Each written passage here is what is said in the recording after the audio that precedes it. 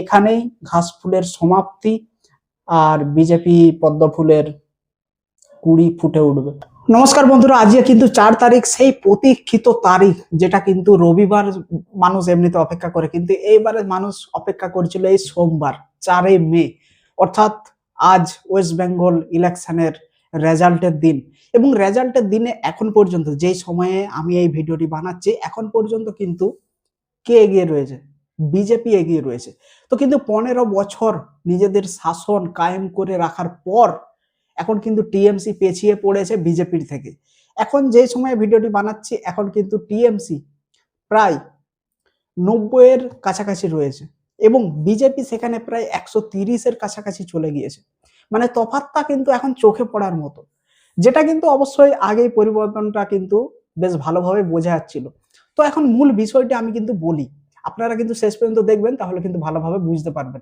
তো এই যে বিজেপি এগিয়ে যাচ্ছে, অনেকেই বলছে পরিবর্তন চাই, সেই জন্য এগিয়ে যাচ্ছে। আসলে পরিবর্তনটা কি চাই, কেন চাই, কারা চায় এবং কি জন্য টিএমসি এত পেছিয়ে পড়ছে, এর কারণ অনেকগুলি রয়েছে, যেটা কিন্তু আমি ভালোভাবে আপনাদেরকে বোঝানোর চেষ্টা করব। তো দেখুন, 15 বছর তারা কিন্তু শাসন করেছে এবং এই 15 বছরে প্রথম যে 5 বছর সেটি কিন্তু বেশ ইন্টারেস্টিং ছিল এবং বেশ ভালোভাবে জনগণ কিন্তু সন্তুষ্ট ছিল। কিন্তু পরবর্তী এই 10 বছরে কিন্তু মানুষের সব থেকে বেশি যে অসন্তুষ্টি বা সমস্যা, সেগুলি কিন্তু এই 10 বছরে কিন্তু উঠে এসেছে। তার মধ্যে কি কি সমস্যা রয়েছে আমি কিন্তু আলোচনা করব। তো সেটির মধ্যে সব থেকে বড় যে সমস্যাটি, সেটা হচ্ছে এডুকেশন, শিক্ষা। মানুষ আগে দেখতো সরকারি স্কুলগুলিতে কত সুন্দরভাবে শিক্ষা, মানুষ পড়াশুনো করতো, বাচ্চারা পড়াশুনো পাস করলে তবেই তারা অন্য ক্লাসে উঠতে পারতো। কিন্তু যত বছর পেরোতে থাকলো, শিক্ষার ব্যবস্থার হার কিন্তু ততই নিচে নামতে থাকলো। এখন বর্তমানে অবস্থা এমনই হয়ে গেছে স্কুলগুলির, যে স্কুলে শিক্ষক নেই, স্কুলে ফেল করলেও পাস হয়ে যাচ্ছে, স্কুলের অবস্থা খুবই খারাপ।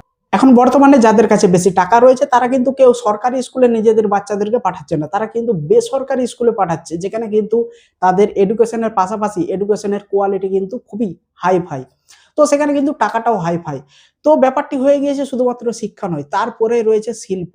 এবং শিল্পের আগে আর একটা জিনিস রয়েছে, সেটা কি বলুন? আপনারা গেস করুন, কমেন্ট করুন, অবশ্যই আমি বলছি।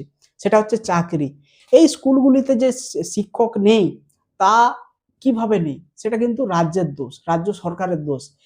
এরপরে এই যে শিক্ষার যে দোষটি হয়েছে, যেখানে স্টুডেন্ট যেতে চাইছে না, সব থেকে বড় কারণ স্কুলগুলির অবনতির পেছনে, সেটি হচ্ছে শিক্ষক। স্কুলগুলিতে পর্যাপ্ত পরিমাণে শিক্ষক নেই এবং এই শিক্ষক না থাকার কারণে কিন্তু স্কুলগুলি ক্ষতির মুখে পড়ছে। ক্ষতির মানে এতটাই ক্ষতি যে গরিবরা স্কুলে যাচ্ছে, রান্না বান্না খাচ্ছে গরিবদের ছেলেমেয়েরা এবং তারপরে বাড়ি চলে আসছে, অর্থাৎ স্কুলে শিক্ষা হচ্ছে না, যার ফলে কিন্তু শিক্ষাটা পুরোই ধ্বংস হয়ে যাচ্ছে। তো এখন পর্যন্ত আমি বলে দিলাম শিক্ষা এবং চাকরি, তারপরে রয়েছে কিন্তু শিল্প। এবং শিল্পটা সব থেকে বড় ইন্টারেস্টিং ব্যাপার। তার কারণ দেখুন, টিএমসি যে এসেছিল, তৃণমূল কংগ্রেস এসেছিল সিঙ্গুর থেকে, এই শিল্প থেকেই কিন্তু তার উৎপত্তি। সেই যে ক্ষমতায় এলো এই সিঙ্গুরের মাধ্যমে, কিন্তু সে কি শিল্প একটাও দিয়েছে? বড় সড়ো কিছু দেয়নি। অর্থাৎ এই শিল্প নিয়ে কিন্তু বিভিন্ন অভিযোগ উঠেছে গত 10 বছরে এবং সব থেকে বড় অভিযোগগুলি উঠেছে কিন্তু জনসাধারণের তরফ থেকে, সেটি হচ্ছে 2021-এর পর থেকে, যখন কিন্তু মানুষ ধীরে ধীরে ধীরে ধীরে ক্লান্ত হয়ে তারা পরিবর্তনের পথেই বেছে নেয় এবং তারপরে আসে কিন্তু একটা বড় ক্ষতির মুখ, আর একটি পর্যায়ে, যার কারণে কিন্তু টিএমসির এই যে শাসন, এটা ক্ষতির মুখে পড়ছে বা এটা ধ্বংসের মুখে চলেই এসেছে। এবং যদি হারে, এই কারণটি অনেক বড় একটা দায় নেবে তার জন্য, এবং সেটি হচ্ছে টিএমসির নিম্ন পর্যায়ের নেতাদের কার্যকলাপ। বিভিন্ন নিম্ন পর্যায়ে যে সমস্ত নেতা নেত্রীরা থাকেন, তারা কিন্তু নিয়ম মেনে কাজ করেন না। বিভিন্ন জায়গায় অভিযোগ উঠেছে ত্রিপল চুরি, কাটমানি, বিভিন্ন ধরনের বেআইনি কারবার উঠেছে। বিভিন্ন নদীতে বেআইনিভাবে বালি তোলার কার্যকলাপ জনসাধারণ নিজেদের চোখে দেখতে পাচ্ছে। এখন তো সোশ্যাল মিডিয়ার যুগ, বিভিন্ন জায়গায় বিভিন্ন ভিডিওতে দেখা যাচ্ছে কিভাবে 2 নম্বরি ভাবে, যেখানে বালি তোলা নিষিদ্ধ আইনিভাবে, সেখানেও বালি তোলা চলছে। এবং তারপরে রয়েছে আরেকটি বড় কারণ, যার কারণে কিন্তু এই যে ভিডিও বানাচ্ছি, গরম ঘাম দিচ্ছে, সেটি হচ্ছে গাছ কাটা। বেআইনিভাবে অসংখ্য লাখ লাখ হাজার হাজার গাছ কাটা চলছে এবং সেগুলি সম্পূর্ণভাবে বেআইনি। অনেক আইনিভাবে তো হচ্ছে, বেআইনি প্রচুর পরিমাণে হয়েছে, যেটি কিন্তু পরিবেশবিদ যারা রয়েছেন, যারা পরিবেশ নিয়ে একটু ভাবেন, সবাই পরিবেশ নিয়ে না ভাবলেও অনেক সংখ্যক মানুষ তো ভাবেন, যারা গ্রামের মানুষ, বিশেষ করে শহরের মানুষ বাদ দিন, আপনারা এসিতে থাকবেন, অতটা চিন্তার কিছু নেই, তার কারণ শহরে গাছ লাগানোর মতো জায়গাও আপনাদের নেই, সেটা বাদ দিলাম, ওটা লজিকে বোঝা যায়। কিন্তু গাছ যে কাটছে, ক্ষতিটা কাদের হচ্ছে? সকলেরই হচ্ছে, আপনাদের হচ্ছে, জনসাধারণ সকলেরই, গ্রাম শহর সকলের, গোটা ওয়ার্ল্ডের দূষণ বাড়ছে এই গাছ কাটার ফলে, যেটা কিন্তু একটা বড় কারণ। এই গাছ কাটার ফলে কিন্তু অনেক নেতা নেত্রীরাও কিন্তু জেলেও গিয়েছে। এবং তারপরে আসে আর একটি বড় কারণ, আরজি করের কাণ্ড। কলকাতা হসপিটালে যে কাণ্ডটি ঘটে গিয়েছিল 2024 সালে, সেখানেই কিন্তু টিএমসির ভিত কিন্তু নাড়িয়ে দিয়েছিল বিনা ভূমিকম্পে।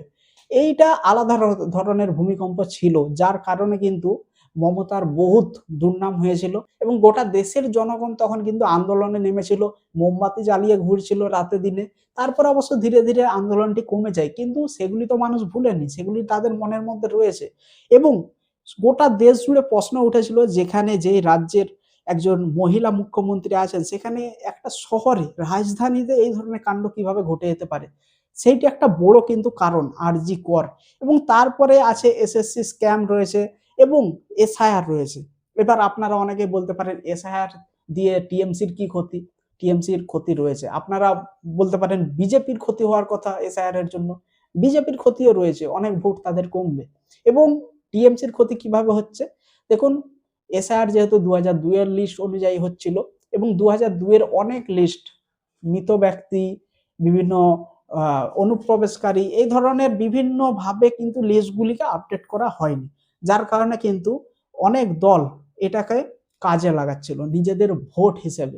কিন্তু সেই এসআইআর হওয়ার কারণে সেই ভোটারগুলি কিন্তু সেই লিস্ট থেকে বেরিয়ে যাওয়ার কারণে কিন্তু বিভিন্ন দলের ভোট সংখ্যা কমে গিয়েছে। এবং আরেকটি কারণ, শুভেন্দু অধিকারী। এই শুভেন্দু অধিকারীকে আপনারা নিজেরা সকলেই কিন্তু বেশ ভালোভাবে মনে রাখেন, প্রচন্ড গরম কিন্তু এখানে। তো শুভেন্দু অধিকারীর জন্য টিএমসি কেন হারবে? দেখুন, টিএমসিতে যখন শুভেন্দু অধিকারী ছিল, তখন কিন্তু টিএমসি পার্টিটা অনেক জবরদস্ত ছিল। 2021-এর আগের কথা বলছি। তো যখন শুভেন্দু অধিকারী তিনি বিজেপিতে যোগদান করলেন, তখন কিন্তু তার আগে কিন্তু বিজেপিতে সেরকম কোনো লিডার ছিল না। ছিল, দিলীপ ঘোষ ছিল, এরকম ছিল। কিন্তু একটা যে মুখ্যমন্ত্রী হিসেবে যাকে দেখা যাবে, যার মুখটা পরিচিত হবে, বিজেপির লিডার তো অনেক ছিল। কিন্তু যেমন ধরুন টিএমসির কথা বলি, অভিষেক ব্যানার্জি, মমতা ব্যানার্জি, এরা যে ছিল, এরা বা আছে এখন পর্যন্ত, তো আছে ইলেকশন হওয়াকালীন। তো এরা যে আছে, এদের মুখ দেখে মানুষ ভোটটা দিচ্ছে। কিন্তু তখনের সময়ে বিজেপির পরিচিত মুখ ছিল না যে কাকে দেখে দেব। তখন সকলে মোদি এবং অমিত শাহকে দেখে ভোট দিত এবং হালকা হালকা দিলীপ ঘোষকে দেখেও দিত। কিন্তু তারপর বিজেপির স্ট্র্যাটেজি কিন্তু ভয়ঙ্কর ছিল। তারপর তারা ভাবলো যে এইভাবে আমাদের খেলা খেললে চলবে না। 2019 পর্যন্ত মানে যেভাবে হয়ে গিয়েছে বিজেপি, তারপর কিন্তু তারা খেলাটা পাল্টে দেয় করোনার পর থেকে। 2020 পর থেকে খেলাটা পাল্টে দেয় এবং তারা যখন শুভেন্দু অধিকারীকে দল পরিবর্তন করে বিজেপিতে যোগদান করান, অবশ্য নিজের ইচ্ছাতে গিয়েছেন, তারপরে কিন্তু শুভেন্দু অধিকারীর একটা পরিচিত মুখ গড়ে ওঠে বিজেপি, অর্থাৎ পশ্চিমবঙ্গ রাজ্যের জন্য। এবং তারপরে কিন্তু বিজেপি পার্টিটা, দেখুন আপনারা লক্ষ্য করে যদি দেখেন এই কয়েকটা বছরে, তাহলে আপনারা ভালোভাবে বুঝতে পারবেন টিএমসি যে এত ভোট তাদের যে কমছে, তারা ভোট হারাচ্ছে, সেটার পেছনে কিন্তু শুভেন্দু অধিকারী অনেকটাই কারণ। তার কারণ তিনি যদি না থাকতেন, টিএমসির ভোট এতটাও কমতো না।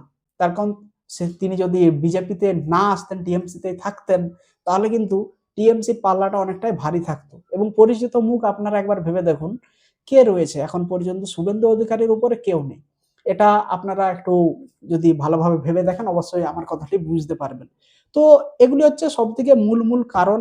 সবথেকে আগে রয়েছে শিক্ষা, তারপরে শিল্প, চাকরি, আরজি কর রয়েছে, তারপরে নিম্ন পর্যায়ের নেতাদের কার্যকলাপ, এবং তারপরে রয়েছে SIR, Suvendu Adhikari, SSC scam, আরজি কর, এইসব বিভিন্ন কারণগুলি আমি কিন্তু আপনাদেরকে বুঝিয়ে বললাম।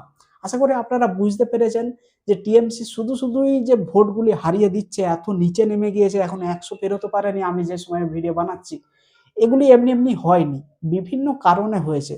কোনো জিনিস তো এমনি হয় না, সব জিনিসের লজিক থাকে। তো দেখার বিষয় এটি, যদি এইভাবেই চলতে থাকে দুপুর 2টো পর্যন্ত বা 1:30 পর্যন্ত, তাহলে কিন্তু যে এগিয়ে থাকবে ওই সময়কালীন সে কিন্তু আর আশা করি পেছোবে না। তো আপনাদের মতামত অবশ্যই জানাবেন। টিএমসি কি আসলেই বিজেপিকে ওভারটেক করে আগে আর এগোতে পারবে, নাকি সে পেছনে রয়ে যাবে? এখানেই ঘাসফুলের সমাপ্তি আর বিজেপি পদ্ম ফুলের কুড়ি ফুটে উঠবে। আপনাদের কি মনে হয় ফুটতে পারবে পদ্ম ফুলের কুড়ি, নাকি আবার ঘাসফুল ফুটে উঠবে কোনো রকমে ওভারটেক করে? অবশ্যই দেখে তো মনে হচ্ছে ঘাসফুল থাকার সম্ভাবনা খুবই কম। তবে যদি কোনো চমৎকার হয়ে যায় আলাদা কিছু ব্যাপার। আপনাদের নিজস্ব মতামত অবশ্যই থাকতে পারে, অবশ্যই কমেন্ট বক্সে জানাবেন। আপনাদের মতামতগুলি আমি অবশ্যই পড়ে দেখব এবং রিপ্লাইও করার চেষ্টা করব। ধন্যবাদ, দেখা হচ্ছে পরবর্তী কোনো আপডেটে। ভালো থাকবেন।